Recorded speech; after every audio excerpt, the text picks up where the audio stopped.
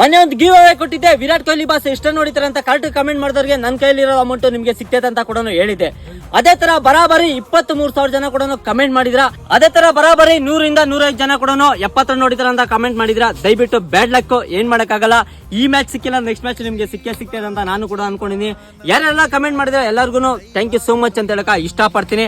ಆದ್ರೆ 100ರಿಂದ 105 ಜನದಲ್ಲಿ ಕಮೆಂಟ್ ಮಾಡಿದವ್ರಿಗೆ ಅವ್ರಿಗೆ ಸಿಗ್ತಿರೋದು ಯಾಕಪ್ಪ ಅಂದ್ರೆ ಯಾರು ಹೈಯೆಸ್ಟ್ ಕಮೆಂಟ್ಗೆ ಲೈಕ್ಸ್ ಬಂದೈತೆ ಅವ್ರಿಗೆ ನಾನು ಇವತ್ತು ಚೂಸ್ ಮಾಡಿ ಅಮೌಂಟ್ ಕೊಡ್ತಾ ಇರೋದು.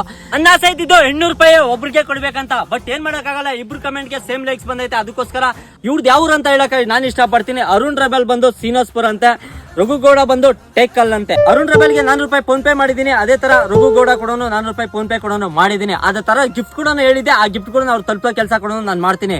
ಇದೇ ತರ ಒಳ್ಳೊಳ್ಳೆ ಚಾಲೆಂಜ್ RCB ಮ್ಯಾಚ್ ದಿವಸ ಕೂಡ ನಾನು ಕೊಡ್ತಾ ಹೋಗ್ತಾ ಇರ್ತೀನಿ. ಆದಷ್ಟು ಬೇಗ ನನ್ನ ಪೇಜ್ ನ ಫಾಲೋ ಮಾಡ್ಕೊಳ್ಳಿ. ದಯವಿಟ್ಟು ನನ್ನಿಂದ ಏನೋ ತಪ್ಪಾಗಿದ್ರೆ ಕ್ಷಮಿಸಿ ಅಂತ ಹೇಳಕ ನಾನು ಇಷ್ಟಪಡ್ತೀನಿ. ನನ್ನ ಫಾಲೋವರ್ಸ್ಗೆ ಇದೇ ತರ ಒಳ್ಳೊಳ್ಳೆ ಗಿವ್ ಕೂಡ ಕೊಟ್ಕೊಂಡು ನಿಮ್ ಮುಂದೆ ನಾಳೆ ದಿವಸ ಬರ್ತೀನಿ. ನೆಕ್ಸ್ಟ್ ಮ್ಯಾಚ್ಗೆಲ್ಲ ಏನಂತಂದ್ರೆ ಎಷ್ಟೇ ಕಮೆಂಟ್ ಬರ್ಲಿ, ಎಷ್ಟೇ ಲೈಕ್ಸ್ ಬರ್ಲಿ, ಆದ್ರೆ ಏನ್ ಚೂಸ್ ಮಾಡ್ತೀನಿ ಅಂದ್ರೆ ನೆಕ್ಸ್ಟ್ ಟೈಮಿಂಗ್ ಸಿಕ್ಕೊಂಡಿರ್ತೀರಿ. ಯಾವ ಟೈಮಿಂಗ್ಸ್ಗೆ ಯಾರು ಫಸ್ಟ್ ಕಮೆಂಟ್ ಮಾಡಿ ಯಾರಿಗೆ ಹೈಯೆಸ್ಟ್ ಲೈಕ್ಸ್ ಬಂದಿರ್ತೈತೆ ಅಥವಾ ಯಾರ ಕಮೆಂಟ್ಗೆ ಬೇಗ ಲೈಕ್ಸ್ ಬಂದೈತೆ ಅವ್ರಿಗೆ 100% ಚೂಸ್ ಮಾಡಿ ನಾನು ಅಮೌಂಟ್ ಕೂಡ ಹಾಕ್ತೀನಿ. ವಿತ್ ಪ್ರೂಫ್ ಸಮೇತ ಕೂಡ ವಿಡಿಯೋ ಮಾಡಿ ಹಾಕ್ತೀನಿ ಅಂತ ಹೇಳಿ ಇಷ್ಟಪಡ್ತೀನಿ. ನಮ್ಮ RCB ಅವರು ಆದಷ್ಟು ಬೇಗ ಫೈನಲ್ಗೆ ಹೋಗಿ ಕಪ್ ಗೆದ್ಕೊಂಡು ಬರ್ಲಿ ಅಂತ ಹೇಳಕ ಇಷ್ಟಪಡ್ತೀನಿ. ಇವತ್ತಿನ ಕಥೆ ಇಷ್ಟು. ನಾಳೆ ಸಿಗ್ತೀನಿ RCB ಮ್ಯಾಚ್ ಜೊತೆ ನೆಕ್ಸ್ಟ್